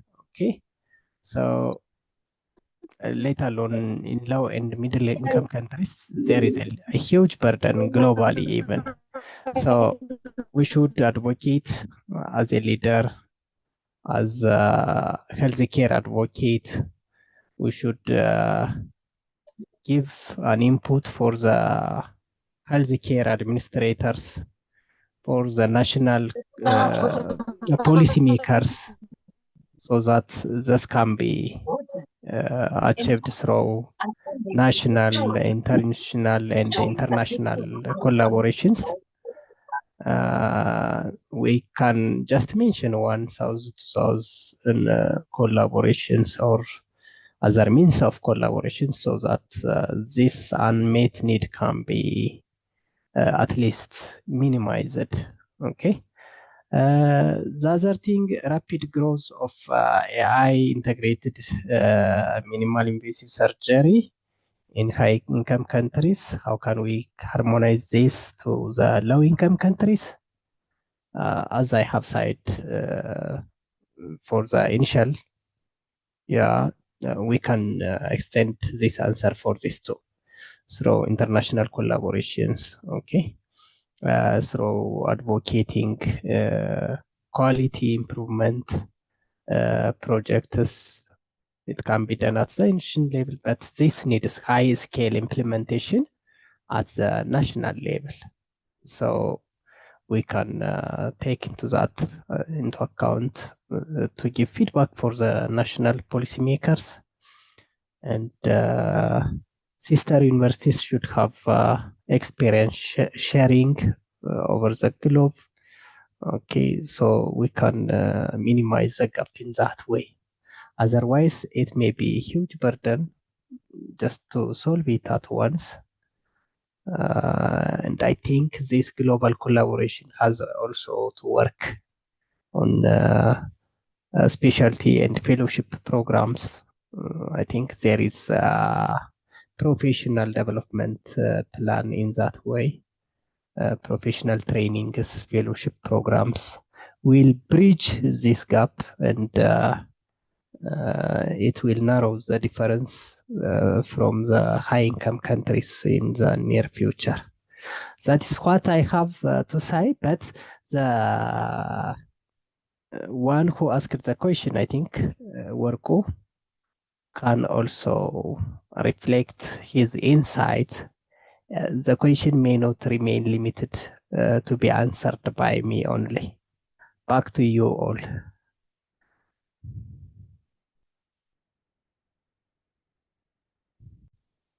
Thank you very much. That's comprehensive, and the insight was wonderful. Still, and I like the way you flip the question and the insight back to the doctor who asked the question. That's wonderful. That's how we can integrate the knowledge, skill, and experience all together as a TORG community. So we can give a chance for Dr. Worko.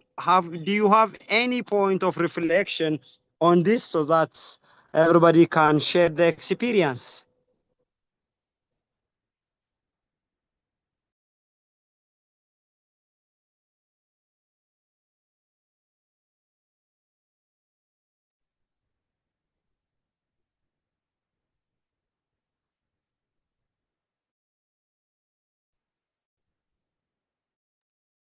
Okay, all right. So for time interest, I really appreciate our panelists, our speakers, for your dedication, commitment, and sharing of your experience, expertise, and insight. That was really wonderful.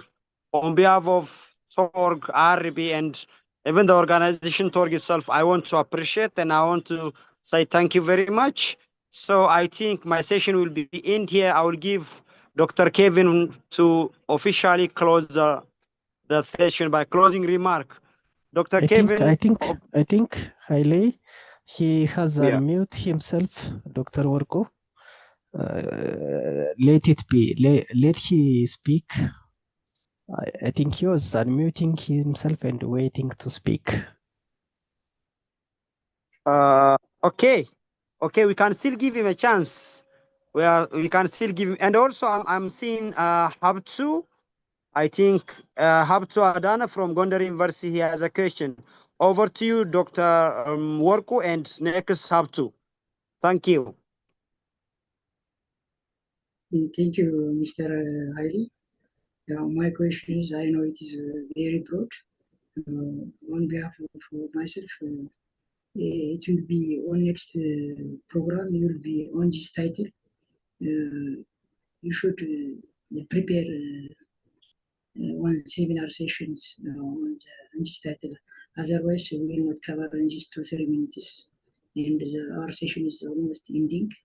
So let us take it as homework for all others, TORG members and all clinicians who is involved in these seminars. Thank you. Wonderful. That's noted from TORG Clinical Education and Global Advocacy Department. That's well noted, and also from TORG-IRB. There will be a session, and you will be get engaged. Thank you very much. So, Habtu Adana. Hello, can you hear me? Definitely clear and loud.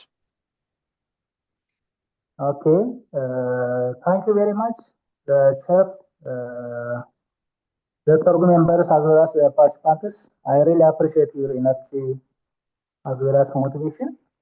And the very important thing regarding research is ethics, which I really like your project and your seminar as well as your presentation, presenters and other members point of view and recommendation.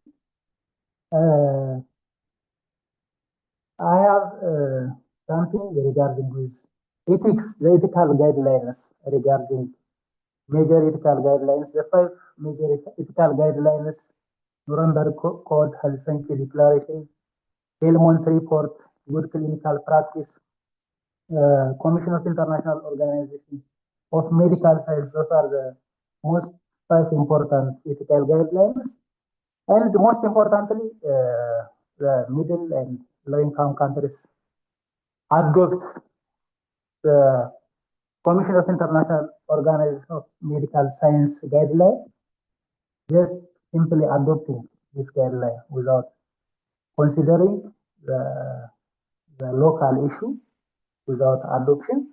So when it comes to the research, the RCT, which is strong research part, so it really challenges and it really differs from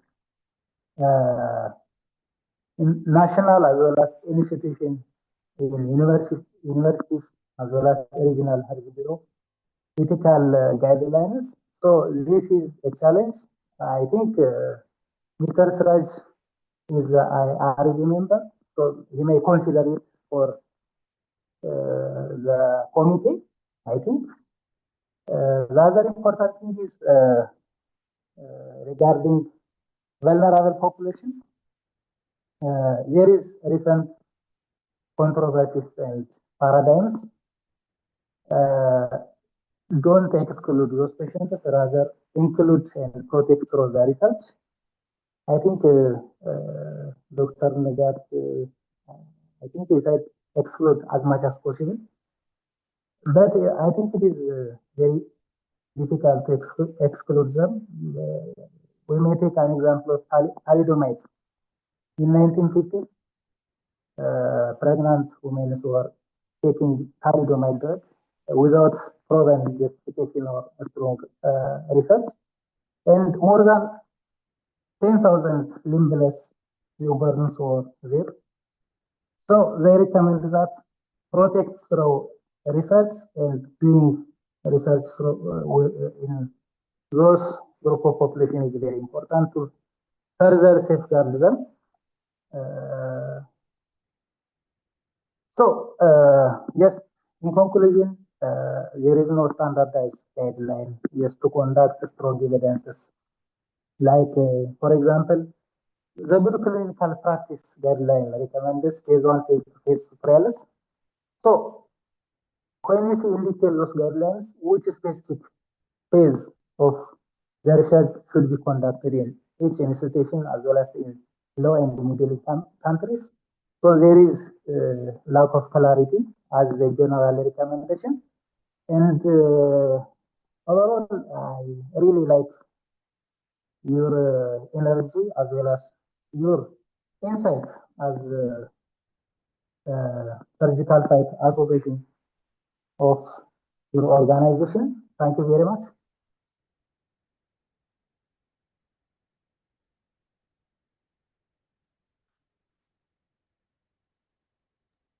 Okay, Absu, I think we hear you clear. I think if you are there, let us know. You lost in between. Okay. Didn't you hear me?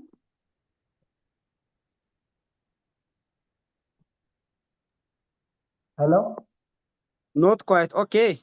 Up to you can wind up, please. Yeah, we can hear you now. You can wind up. He concluded his idea. Oh, okay. Thank you very much, Mr. Abdu, for your input. We do really appreciate. But for your information, our TORG-IRB has been certified with the Board of Office of Human Research Protection, and also has been documented and registered in Global Civil Society of Database Union as TORG-IRB, and your point was very valid. So, Mr. Demek, I think you get the question from the chat box. For time interest, I think this will be the last question of the session. Mr. Demek, will you please hear me? Yes, please. Please carry on. There is a question in chat box for you. It stated that command to conduct comparative study of drug, technique, and procedure, especially in anesthesia practice, as court study. Is that ethically acceptable? It's a question from our participants called Petros Bakokar. Over to you. Okay, thank you. So this is actually highly related with the ethics and also study design. So as we discussed earlier, a good study design will answer a study question. So if you want to study the efficacy of a drug comparatively or single drug efficacy, the appropriate methodology to address a research question might be randomized clinical trials. But if you want to compare just not the efficacy or a first phase study, sometimes if you think of the techniques like, for instance, regional blocks, like paravertebral block efficacy against epidural using bupivacaine or adjuvantes, you can address such questions using a cohort study. But if you think of comparing the drugs efficacy by themselves, the appropriate methodology might be experimental study. So as I mentioned earlier, a good study design have a good sound ethical values. But if the methodology fails, the ethical issue will be raised at any time, even after publication of the journal, the paper. So what we should be reminded is that there is no direct answer for this question, but if you think of comparing the efficacy of drugs, as I mentioned earlier, the appropriate methodology might be randomized clinical trials. It doesn't mean cohort study may not be used, but think of the appropriate methodology, feasibility, and ethical soundability of your research. Thank you. Back to you, Beke. Thank you very much. Thank you very much for insight, Dr. Damaka. This will be the last. Dr. Kevin, it is over to you. You are kindly invited to close the session. And Dr. Kevin, can you hear me? Yes, I can hear you well. So yeah. So Yes. thank you everyone. My time fell short in here. Yeah. So thank you everyone. As we close the TORG-IRB second annual ethics congress, I want to take a moment on just to reflect on what we heard today. So we opened this with a conversation about documentation, review compliance, the governance foundations that hold research together. Mr. Siraj then brought up into the realities of multinational and resource-limited settings, where the foundations are tested the most. Then, of course, in our panel discussion, Dr. Abid reminded us that ethical governance is at its core a clinical safety net, and informed consent must account for the information asymmetry that exists in healthcare, especially in underprivileged communities.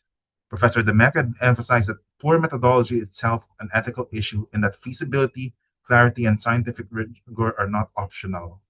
Dr. Nigat spoke to the protection of vulnerable populations, the importance of community engagement, and the need for culturally appropriate, equitable research practices. Mr. Amare brought us back towards the operational side, the monitoring gaps, the documentation, and the compliance challenges that happen after a study begins, not just before it.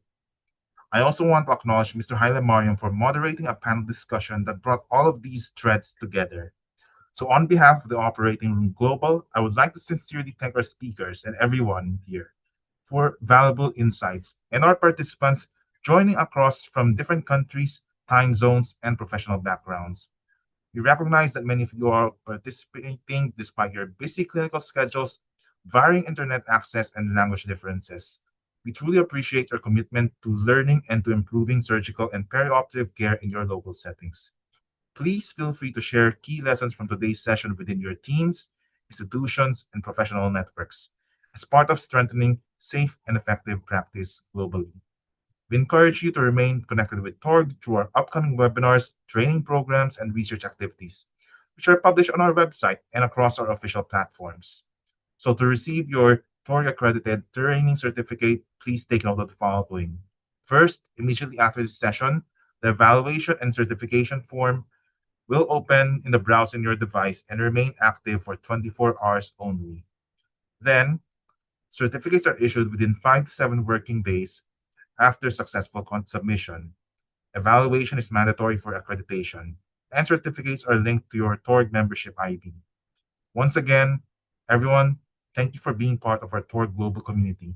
We wish you a safe, productive day or evening ahead, wherever you are joining from. Thank you once again for joining us, and we look forward to supporting your continued professional development with the Operating Room Global.